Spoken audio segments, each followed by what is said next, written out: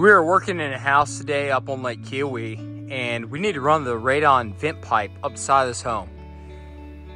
And we are on the side of a very large hill.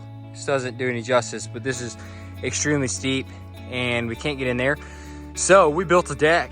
That's what we did. Built a platform.